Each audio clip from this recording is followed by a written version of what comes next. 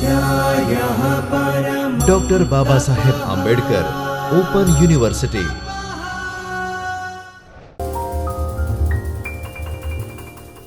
નમસ્તે વિદ્યાર્થી મિત્રો, ભારતીય અર્થતંત્રના પરિચયમાં રાષ્ટ્રીય આવક વિશેનું સમજણ મેળવવા માટે આપણે ફરીથી સાથે મળ્યા છીએ। જેમ આપણે લાસ્ટ ટાઈમ જોયું હતું કે રાષ્ટ્રીય આવક એટલે શું, એના કોન્સેપ્ટ શું છે, રાષ્ટ્રીય આવક ગણવાની ત્રણ પદ્ધતિઓ, ઉત્પાદન પદ્ધતિ, ખર્ચ પદ્ધતિ અને આવકની પદ્ધતિ, એનું પણ આપણે જોયું। હવે આપણે થોડું શરૂઆત કરી હતી લાસ્ટ ટાઈમ કે રાષ્ટ્રીય આવકની ગણતરી કરતી વખતે કઈ કઈ મુશ્કેલીઓ પડે છે એનો એક વખત આપણે પરિચય મેળવી લઈએ। તો જે ઉત્પાદનની નાણાકીય ગણતરી ન થતી હોય, કાચા માલ તરીકે વપરાશમાં આવે, સ્વ વપરાશ માટેનું ઉત્પાદન અને ઘસારો કેવી રીતે જાણો, આટલી જ મુશ્કેલીઓ નથી। આપણને એમ થાય કે આ ચાર મુશ્કેલીઓ હોય રાષ્ટ્રીય આવકની ગણતરીમાં તો ઘણું બધું આસાન કામ સરળ થઈ રહે કે આપણે જે નાણાકીય ગણતરી ન થતી હોય એને નાણાકીય ગણતરીમાં લઈ આવીએ, પણ એવું બધું નથી। હજી ઘણી બધી થોડી મુશ્કેલીઓ વધારે છે, એ આપણે પરિચયમાં લઈએ। તો છુપાવેલી આવક, જે સૌથી મોટો પ્રોબ્લેમ આવે છે કે જે કોઈ વ્યક્તિ આવકના યોગ્ય હિસાબ રાખે એ વ્યક્તિ પાસેથી, એ સંસ્થા પાસેથી આવક જાણવી આસાન બને છે, પણ જ્યાં હિસાબો સરળતાથી ન મળે। હવે આમાં નકારાત્મક પાસું રહેલું છે કે કોઈ વ્યક્તિ પોતાની આવક છુપાવે કે મેં આટલું વેચાણ કર્યું હોય, કોઈ વેપારીએ પર બતાવે એના કરતાં ઓછું। તમે કદાચ ખ્યાલ હશે તમને, અત્યારે એની બહુ મોટી ઝુંબેશ ચાલે છે કે આપણે બિલથી જ માલ લેવો જોઈએ, અને આપણે પણ ઘણી વખત બજારમાં જઈએ છીએ તો બિલ આપવાની ના પાડતા હોય છે, અથવા તો આપણને એવું કહે છે કે બિલ નહીં લો તો એનાથી ઓછી કિંમતે તમે ખરીદી કરી શકશો। તો આ રીતે જે છુપાવેલી આવક છે એ નકારાત્મક પાસું હોઈ શકે, પણ અમુક જગ્યા એવી હોય છે કે જ્યાં કોઈનો એ લોકોનો આવક છુપાવવાનો ઈરાદો નથી હોતો। ઉદાહરણ તરીકે કોઈ સાવ નાના વેપારી છે, કોઈ ફેરિયાનું કામ કરે છે, જેમ આપણે વાત કરી કે કોઈ બેન છે એ બીજા ઘરે કામ કરે છે, તો આવા અમુક છૂટક કામ કરતા લોકો છે એ લોકોની આવકના હિસાબો નથી મળતા। હવે નથી મળતા એના કારણે આપણે રાષ્ટ્રની એકચ્યુઅલ આવક કેટલી છે એ જાણી શકતા નથી। ઘણી વખત એવું થાય છે કે આપણે આવકના જે આંકડા મળે છે એના કરતાં ખર્ચના આંકડા ઘણા જ જુદા હોય છે, કારણ કે જેટલી આવક છુપાવેલી હોય છે એના કરતાં આપણે બજારમાંથી એ હિસાબ વધારે મળે છે કે લોકોએ ખર્ચ કરીને કેટલી વસ્તુઓ ખરીદી।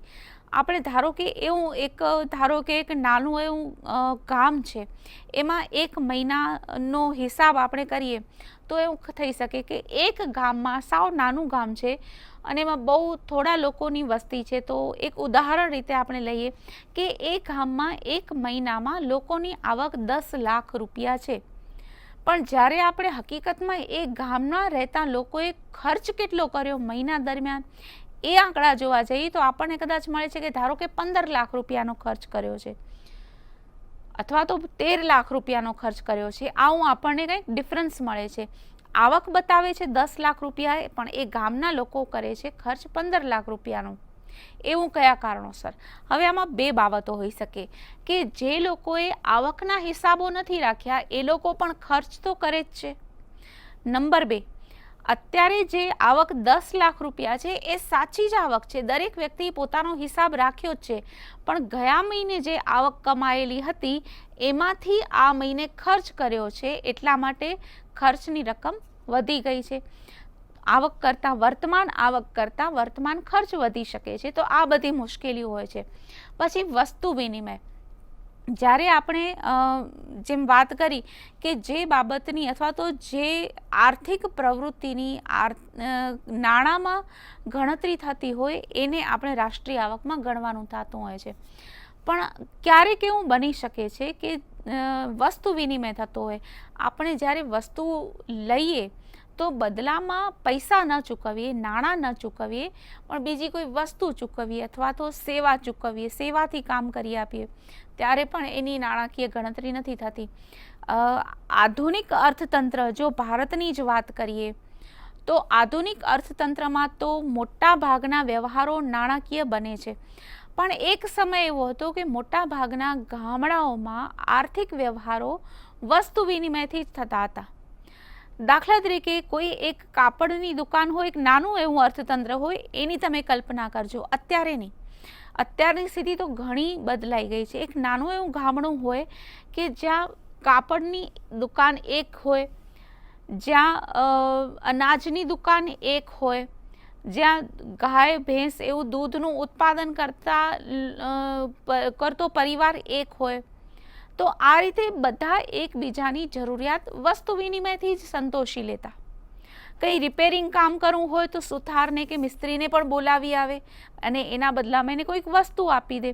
તો આ એક નાનું એવું અર્થતંત્ર છે. પણ અત્યારે એક જ કામ કરતા લોકો ઘણા બધા છે. નાની વસ્તુઓની જરૂર પડે છે.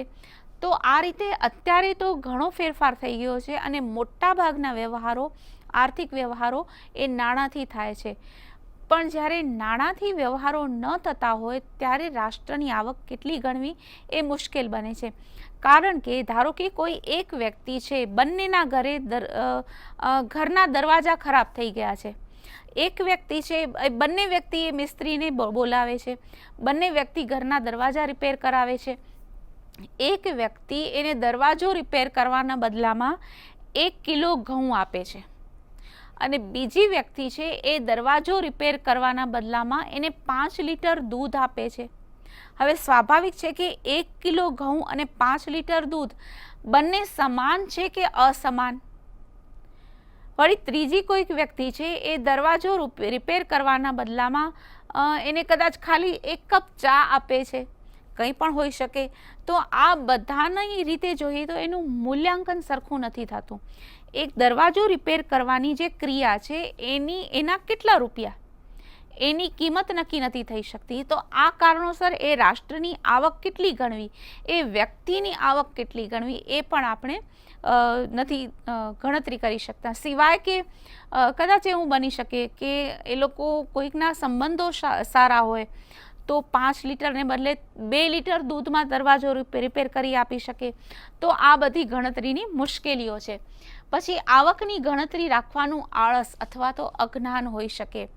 ઘણી વખત એવું પણ બની શકે કે કેટલી આવક કેવી રીતે ગણતરી રાખવી, ક્યારેક આળસમાં પણ જાય.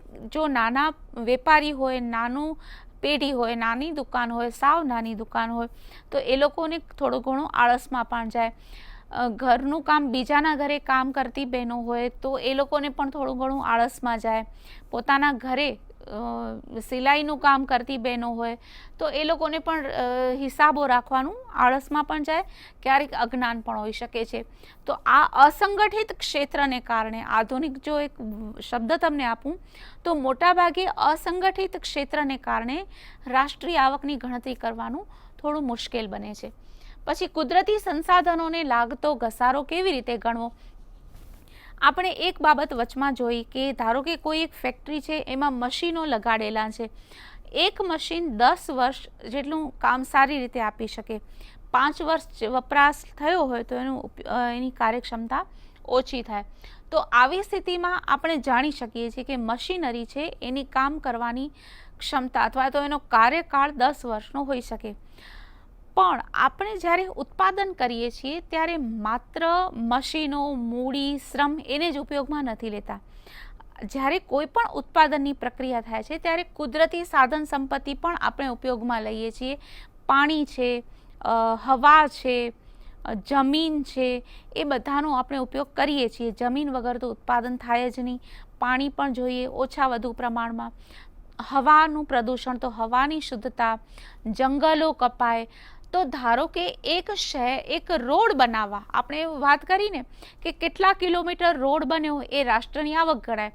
પણ એ રોડ બનાવવામાં કેટલા વૃક્ષો કપાયા, એ ખર્ચ કેટલો થયો, એ કપાયેલા વૃક્ષોની કિંમત કેટલી. કપાયેલા વૃક્ષોની કિંમત આપણને બહુ આધુનિક સમયમાં આપણે એનું મૂલ્ય જણાવ્યું છે. વૃક્ષો કપાય તો એના કારણે ઉત્પાદનમાં કેટલો ઘટાડો થાય. એ વૃક્ષો હોય તો હવા કેટલી શુદ્ધ રહેતી હતી, જમીન કેટલી સારી રહેતી હતી, એ બધાની કિંમત કેટલી. વૃક્ષો કપાવાથી જમીન ધોવાતી જાય, જમીનની ઉત્પાદકતા, કૃષિ ઉત્પાદકતા ઓછી થતી જાય, હવા અશુદ્ધ થાય, બીમારી પાછળનો ખર્ચ વધે. તો આ બધાની કિંમત કેટલી એનું આપણે ગણતરી કરેલી નથી. તો આ કુદરતી સંસાધનોને લાગતો ઘસારો આપણે સમજવો. એટલે હવે આ ગ્રીન નેશનલ ઇન્કમનું પણ કાઉન્ટિંગ કરવાનું છે. ગ્રીન ઇકોનોમી અથવા તો ગ્રીન એકાઉન્ટિંગને પણ નો કોન્સેપ્ટ પણ આપણે લઈ આવ્યા છીએ. આગળ જોઈએ તો રાષ્ટ્રીય આવક ગણવાની નવી પદ્ધતિ. જેમ આપણે આ બધી મુશ્કેલીઓ જોઈને કે ઉત્પાદનની પદ્ધતિ, કુલ ખર્ચની પદ્ધતિ, કુલ આવકની પદ્ધતિ એ છે જ, પણ એમાં જે બધી મુશ્કેલીઓ છે એને અમુક અંશે ઓછી કરી શકાય. કઈ રીતે? તો નવી પદ્ધતિ શું છે ઉત્પાદનની? તો એને GVA એને આપ્યું, નામથી આપણે ઓળખીએ, ગ્રોસ વેલ્યુ એડેડ, એટલે કે કુલ મૂલ્યમાં વધારો. કઈ રીતે? હંમેશા આપણે આઈસ્ક્રીમનું ઉદાહરણ લઈએ છીએ. ધારો કે કોઈ એક આઈસ્ક્રીમ બનાવતી ફેક્ટરી છે. હવે આપણે ગણતરી કરવી છે કે રાષ્ટ્રની આવક કેટલી, તો આપણે કઈ રીતે ગણતરી કરશું? તો દૂધનું ઉત્પાદન કેટલું થયું, શેરડીનું ઉત્પાદન કેટલું થયું, એમાંથી ખાંડનું ઉત્પાદન કેટલું થયું, મશીનો કેટલા બન્યા, ફેક્ટરીનું મકાન બન્યું, તો એમ તો રાષ્ટ્રની આવક ઘણી બધી બતાવશે, આટલું બધું ઉત્પાદન થયું. પણ આપણે એ નથી જોતા કે ખાંડની ગણતરી તો 3 વખત થાય છે. કારણ કે જ્યારે શેરડીનું ઉત્પાદન થાય છે ત્યારે પણ ગણતરી થાય છે, ખાંડનું ઉત્પાદન થાય છે ત્યારે પણ આવકની ગણતરી થાય છે, અને ખાંડ જ્યારે આઈસ્ક્રીમ બને છે ત્યારે આઈસ્ક્રીમની કિંમતમાં પણ એની ગણતરી થાય છે. તો કુલ રાષ્ટ્રની આવકનો સાચો આંકડો તો ન કહેવાય. તો આપણે કુલ મૂલ્ય કેટલું વધ્યું એનું જોઈએ. તો શેરડીનું ઉત્પાદન થયું, એમાંથી ખાંડ બની, તો ખાંડ કેટલી બની? તો એની ગણતરી શેરડીમાંથી બાદ કરવામાં આવે છે, એટલે ચોખ્ખી ખાંડની આવક ગણી શકાય. ખાંડ જ્યારે આઈસ્ક્રીમમાં વપરાશ થાય છે તો આઈસ્ક્રીમની ફેક્ટરીવાળા ખાંડની જે કિંમત ચૂકવી હોય છે આઈસ્ક્રીમમાંથી બાદ કરવામાં આવે છે, માઇનસ કરવામાં આવે છે. એટલે જેમ જેમ એક પગલું આગળ વધીએ તેમ પાછળની આવક ઓછી કરતા જવાની, અને કુલ અંતિમ વપરાશની વસ્તુઓ એનો કેટલો આંકડો થાય છે એ રાષ્ટ્રની સાચી આવક ગણી શકાય. એટલે જે બેવડી ગણતરીની બાબત હતી, બેવડી કે 3 ગણી કે ઘણી વખત તો અનેક, તો આ ગણતરી, આ મુશ્કેલી આપણે ટાળવાની હોય છે. તો ગ્રોસ વેલ્યુ એડેડ એ આપણે કહી શકીએ. હવે એમાં શું કરીએ છીએ? તો આઉટપુટ માઇનસ ઇન્ટરમીડિયેટ કન્ઝમ્પશન, એટલે કે કુલ ઉત્પાદન જે થયું હોય એમાં મધ્યવર્તી વસ્તુઓ એમાંથી કાઢવામાં આવે છે. જેમ આપણે હમણાં ઉદાહરણ લીધું કે ખાંડ, જ્યારે આઈસ્ક્રીમ છે એમાંની જે ખાંડ નામની વસ્તુ છે એ તો શેરડીનું ઉત્પાદન, કારણ કે એગ્રીકલ્ચરમાં આવી જાય, ખાંડનું ઉત્પાદન, અને ખાંડમાંથી પછી આઈસ્ક્રીમનું ઉત્પાદન. તો આ રીતે એમાંથી મધ્યવર્તી ઉપભોગ છે એને હટાવવામાં આવે છે અને અંતિમ વસ્તુની ગણતરી કરવામાં આવે છે. એનો અન્ય એક ગણતરી કઈ રીતે કરી શકાય? જેમ આપણે જોયું કે સરકારનું પણ અસ્તિત્વ હોય છે. તો સરકાર જે કરવેરા ઉઘરાવે છે અથવા તો અમુક બાબતોમાં સરકાર સબસિડી આપે છે. સબસિડી એટલે રાહત, આર્થિક રાહત આપે છે.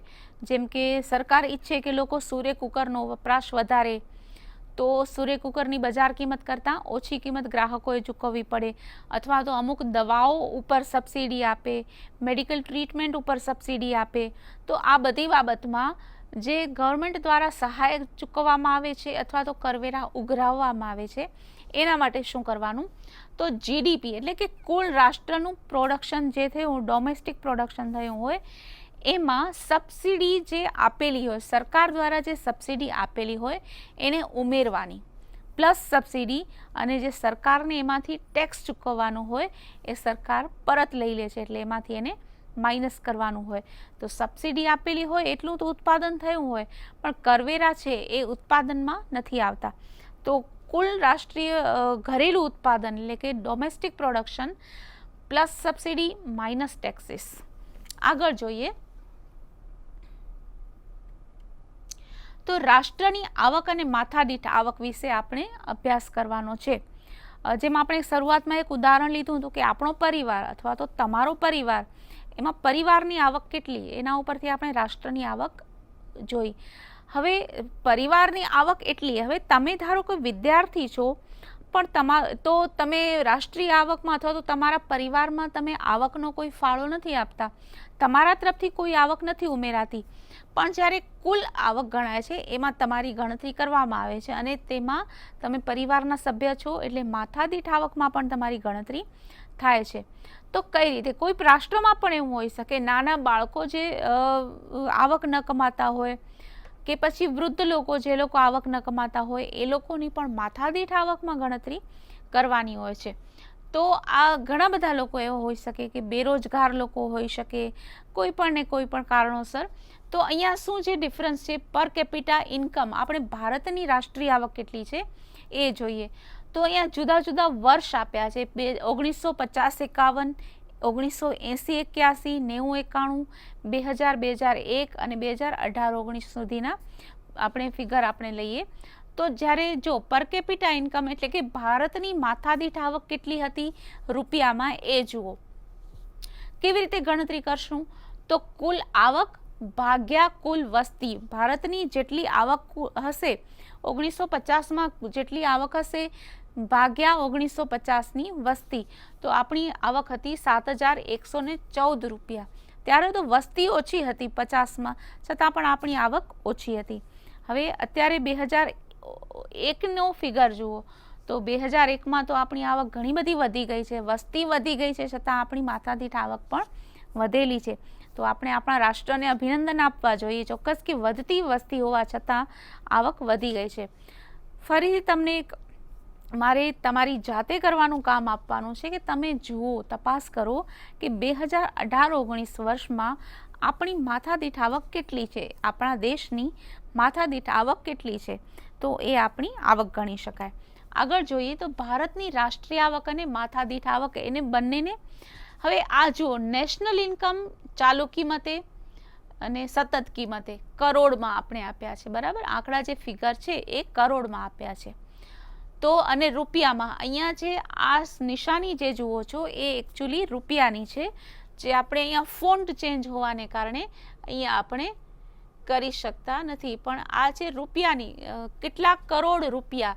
તો આ રૂપિયાનું આપણે સિમ્બોલ બનાવીએ છીએ કે જે પણ કોઈ પણ કિંમતો આપેલી છે એ રૂપિયામાં છે. અને આપણે ઘણી વખત રૂપિયા આવી રીતે ખાસ વિશેષ કરીને ભૂલ્યા વગર અહીંયા લખવું જ જોઈએ, કારણ કે ધારો કે આપણે રાષ્ટ્રની આવક છે એ ડોલરમાં પણ બતાવી શકીએ. જ્યારે બે દેશોની આવકની તુલના થાય છે ત્યારે ડોલરમાં ગણતરી થાય છે, પણ આપણે અત્યારે હાલ પૂરતું આપણે આપણા દેશ પૂરતો અભ્યાસ કરીએ છીએ એટલે આપણે રૂપિયામાં એની કિંમત બતાવીએ છીએ. જુઓ તો 1987, 88, 91, 92, 1, 2, 11, 12 આ બધા આપણે લીધા છે આંકડા, ફિગર્સ. હવે અહીંયા આને ફિગર્સમાં બ્રેકેટમાં 2011-12 લીધું છે, અહીંયા 2004 અને 5 લીધું છે. એનો મતલબ શું? એનો મતલબ અહીંયા એ થાય છે કે આધાર વર્ષ 2004-5ની જો સરખામણી કરીએ તો 87-88માં કેટલી આવક હતી, તો અહીંયા 2004-5 બરાબર આપણે 100 આપણે માની શકીએ.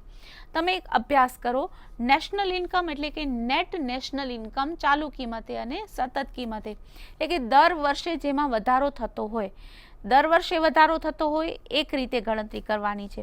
બીજો વધારો છે કે 2004-5ની સરખામણીએ વધારો કરવાનો છે, એટલે ચાલુ કિંમતે કે સતત કિંમતે એ આપણે જોવાનું રહે.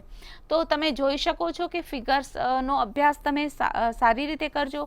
ભારતની આવક વધતી ગઈ છે, હવે માથાદીઠ આવક પણ વધતી ગઈ છે, પણ માથાદીઠ આવકમાં વધારો સતત કિંમતે જોઈએ તો સતત કિંમતે માથાદીઠ આવક ઓછી દેખાય છે, પણ ચાલુ કિંમતે જોઈએ તો માથાદીઠ આવક વધારે દેખાય છે.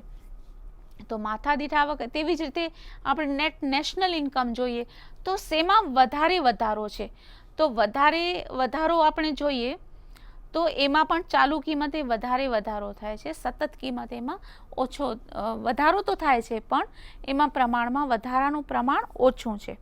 આગળ જોઈએ તો રાષ્ટ્રીય આવકને અસર કરતા પરિબળો, કે રાષ્ટ્રીય આવક કઈ રીતે વધે છે, ઘટે છે, શા માટે વધે ઘટે છે, કેવી રીતે વધારી ઘટાડી શકાય. આપણી ઈચ્છા તો એવી જ હોય કે રાષ્ટ્રીય આવક વધારી કેવી રીતે શકાય, કેમ ન ઘટે, માથાદીઠ આવકને કેવી રીતે વધારી શકાય. તો આ બધાને સમજવા માટે, આ બધા ધ્યેય પાર પાડવા માટે રાષ્ટ્રીય આવક કયા કારણોથી વધે છે, કયા કારણોથી ઘટે છે એ જોવું જોઈએ. મુખ્યત્વે બે ભાગ પડે છે, આર્થિક અને બિન આર્થિક. અહીંયા આપણે ખાસ લઈ શકીએ બિન આર્થિક. બિન એટલે શું? ખાલી બિન નહીં, પણ મિસ્ટર બિનની સિરિયલ યાદ આપણે કદાચ આવે. બિન આર્થિક, આર્થિક પરિબળો અને બિન આર્થિક પરિબળો કે જે અર્થતંત્ર સિવાયના છે. અર્થતંત્ર સિવાયના કયા પરિબળો હોઈ શકે? સૌથી પહેલાં રાષ્ટ્રીય આવકને અને અસર કરતા આપણે આર્થિક પરિબળો લઈએ તો કે કુદરતી સંસાધનો, જે દેશમાં પ્રાકૃતિક સંપત્તિ વધારે હોય એનો ઉપયોગ કરીને રાષ્ટ્ર પોતાની આવક વધારી શકે છે. શ્રમની કાર્યક્ષમતા, જે દેશના શ્રમિકો, એટલે શ્રમિકો એટલે માત્ર એવું નથી કે પોતાની પીઠ પર બોજ લઈને કામ કરતા હોય, એસી ઓફિસમાં બેસીને કામ કરે છે, એ લોકો પણ શ્રમિક જ છે, સ્ત્રી હોય કે પુરુષ હોય. એ લોકોની કાર્યક્ષમતા કેટલી છે, એટલા માટે જે ફિટ ઇન્ડિયાનો ને પ્રોગ્રામ છે એ ખાસ ચલાવવામાં આવે છે કે જેથી કરીને જો દેશની પ્રજા ફિટ રહેશે, સ્વસ્થ રહેશે તો આપણે આગળ જતાં રાષ્ટ્રનું કલ્યાણ કરી શકીશું, રાષ્ટ્રની આવક વધારી શકીએ. મૂડીનું પ્રમાણ, ટેકનોલોજીકલ જ્ઞાન, ઔદ્યોગિક સાહસિકતા, વિદેશી મૂડી, આ બધા પરિબળો આર્થિક પરિબળો છે. આપણે કેટલી વિદેશી મૂડીને આકર્ષી શકીએ છીએ એ પણ કોઈ પણ રાષ્ટ્રની આવકમાં વધારો કરવા માટે એક ખાસ મહત્વનું પરિબળ છે. કારણ એટલા માટે કે કોઈ પણ દેશમાં બધા જ સાધનો આપેલા હોય એવું જરૂરી નથી. આપણી પાસે પોપ્યુલેશન, જનસંખ્યા ઘણી છે, એટલે કામ કરવાવાળા લોકો ઘણા છે, આપણી પાસે કુદરતી સંપત્તિ ઘણી છે, પણ આપણી પાસે મૂડી ઓછી હોઈ શકે. તેવી રીતે કોઈ દેશમાં કુદરતી સંપત્તિ ઓછી હોઈ શકે, કોઈ દેશમાં નિયોજન ક્ષમતાનો અભાવ હોઈ શકે. તો વિદેશી મૂડી એટલે માત્ર મૂડીના જ અર્થમાં ન લઈએ આપણે, પણ કોઈ પણ ઉત્પાદન સાધનના અર્થમાં આપણે લેવાનું થાય. હવે આપણે જોઈએ તો રાષ્ટ્રીય આવકને અસર કરતા બિન આર્થિક પરિબળો કયા છે એના ઉપર આપણે જોઈએ. હવે દાખલા તરીકે આમાં જુઓ તમે, અર્થતંત્ર ઉપર કયા પરિબળો છે આજે આર્થિક નથી પણ અસર કરે છે, તો કે સામાજિક ધાર્મિક માન્યતાઓ. ઘણી વખત એવું કહેવાતું કે ભારત, અત્યારે તો ભારતનું ચિત્ર ઘણું જ બદલાઈ ગયું છે, પણ ભારત ઉપર જ્યારે બ્રિટિશ શાસન હતું એ સમય અને એનાથી પહેલાં એવું કહેવાતું, કદાચ આજે પણ કહેવાય છે કે ભારતમાં હિન્દુ માન્યતા પ્રમાણે આપણે નસીબમાં માનીએ છીએ, તો જેટલું નસીબમાં હોય એટલું મળવાનું છે, ત્યારે જ મળવાનું છે. તો ઘણી વખત લોકો મહેનત કરવાનું ટાળે છે. તો સામાજિક માન્યતાઓ, ધાર્મિક માન્યતાઓ, રાજકીય સ્થિરતા અને અસ્થિરતા. હવે જે દેશની રાજકીય સ્થિતિ ડામાડોળ હોય તો એ દેશમાં વિકાસ થઈ શકતો નથી, એટલે રાજકીય સ્થિરતા ખાસ જરૂરી છે. આંતરરાષ્ટ્રીય સંબંધો જોવાના હોય, જે દેશના આંતરરાષ્ટ્રીય સંબંધો સારા એ વિદેશી મૂડી, વિદેશી સાધનો અપનાવી શકે. વિદેશી મૂડી જ નહીં, માત્ર આપણે ચોક્કસ કહી શકીએ કે વિદેશી શ્રમ જેમ ભારત બહારથી મૂડીને આકર્ષે છે, તેમ ભારત પાસે જનસંખ્યા વધારે હોવાથી ભારતના લોકો શ્રમિક તરીકે બહાર કામ કરવા જાય છે. તો એ દેશ પોતાના દેશનો વિકાસ કરવા ઈચ્છે તો એ લોકોએ ભારતના લોકો માટે આસાન આગમન બનાવવું જોઈએ. તો જેમ આપણે વિદેશની મૂડી લઈએ છીએ તેમ વિદેશો આપણો શ્રમ લે છે. વસ્તી વૃદ્ધિ, આંતરિક શાંતિ, વહીવટી તંત્રની કુશળતા, આ બધી બાબતો છે કે જે રાષ્ટ્રીય આવકને અસર કરે છે. તમે ક્યારેક શાંતિથી બેસીને વિચારજો કે આંતરિક શાંતિ અને રાષ્ટ્રીય આવક વચ્ચેનો શું સંબંધ છે. દાખલા તરીકે સતત બળવાઓ થતા હોય, સતત કરફ્યુ જેવી સ્થિતિ, હુલ્લડો થતા હોય, તો એવી સ્થિતિમાં લોકો જાહેર સંપત્તિને નુકસાન કરે છે, કરફ્યુ અને હડતાલમાં આર્થિક પ્રવૃત્તિઓ અટકી જાય છે, બેન્કો બંધ હોઈ શકે છે, બસ બંધ હોઈ શકે. તો આના કારણે રાષ્ટ્રની આવક કેટલી બધી ઘટે છે અથવા તો રાષ્ટ્રીયની આવકની કેટલું બધું નુકસાન થાય છે એ આપણે વિચારી શકીએ. વસ્તી વૃદ્ધિ, આપણે જોયું કે વસ્તી વધે તો રાષ્ટ્રની આવક બે પાસા છે. વસ્તી વધે તો કુશળ વસ્તી હોય તો રાષ્ટ્રની આવક વધે છે, વસ્તી વધે તો માથાદીઠ આવક ઘટી શકે છે. ઘટે જેવું જરૂરી નથી. આગળ જોઈએ વહીવટી તંત્રની કુશળતા. જો વહીવટી તંત્ર કુશળ હોય તો કાયદો અને વ્યવસ્થા જળવાયેલા હોય, ન્યાયતંત્રને કારણે સારો વહીવટ થતો હોય, દરેક જગ્યાએ યોગ્ય રીતે કામગીરી થતી હોય, તો આ બધું કારણો છે. દાખલા તરીકે ઇલેક્ટ્રિસિટીનો વહીવટ, ઇલેક્ટ્રિસિટી બોર્ડ છે એ ઇલેક્ટ્રિસિટીનો પુરવઠો આપવાનો વહીવટ કરે, પાણી નિયમિત મળતું હોય, તો આ બધાનો વહીવટ સારી રીતે થવો જોઈએ. હવે આ સોર્સ છે કે જેનાથી આપણે આગળ અભ્યાસ કરી શકીએ. મેં તમને આ અમુક લિંક આપેલી છે, એના તરફથી તમે અભ્યાસ કરી શકશો. ખાસ કરીને જે ઓથેન્ટિક વેબસાઇટ હોય એ ખાસ તમારે જોવાનું રહે. એમાં 3 નંબર મેં ખાસ તમારા માટે ખાલી રાખ્યો છે. એમાં તમારા તરફથી કોઈ વેબસાઇટ લિંક ઉમેરો કે જ્યાં તમે આ બધી માહિતી અને સમજ મેળવી શકો. ચોથો નંબર છે ભારતની રાષ્ટ્રીય આવક અને માથાદીઠ આવકનો વૃદ્ધિ દર શું છે. વૃદ્ધિ દર એટલે કેટલા ટકા વધી, 2017થી 18માં કેટલા ટકા વધી માથાદીઠ આવક, રાષ્ટ્રીય આવક, 18થી 19માં કેટલા ટકા વધી. તો વૃદ્ધિ દર અહીંયા તમારે જોવાનો છે. તમારે મારે સંપર્ક કરવાનો હોય તો કઈ રીતે કરી શકશો? તો મારી પાસે 2 સંપર્કના સ્ત્રોત છે. પહેલું છે ઈમેલ, તો kruti.chhaya@bou.edu.in. સ્પેલિંગ ખાસ ધ્યાનથી જોજો, જેમાં ક્યાં ડોટ મૂકવો અને ક્યાં આગળ લખવું એ ખાસ ધ્યાનમાં રાખજો. બ્લોગ છે kruti.schaya.blogspot.com. મેં અહીંયા તમને ખાસ એક આપેલું છે સંપર્ક NI વિગત, સંપર્કની વિગત એટલે નેશનલ ઇન્કમ માટે જ્યારે તમે અભ્યાસ કરો ત્યારે જરૂરથી મને યાદ કરજો, અને કંઈ પણ જરૂર પડે ત્યારે ચોક્કસ મને ઈમેલ કરી શકો, અને તમારું કંઈ પણ સજેશન હોય મેલમાં પણ આપી શકો, અથવા તો તમે બ્લોગ પર પણ તમારો અભિપ્રાય અને કોમેન્ટ જરૂરથી મૂકી શકો.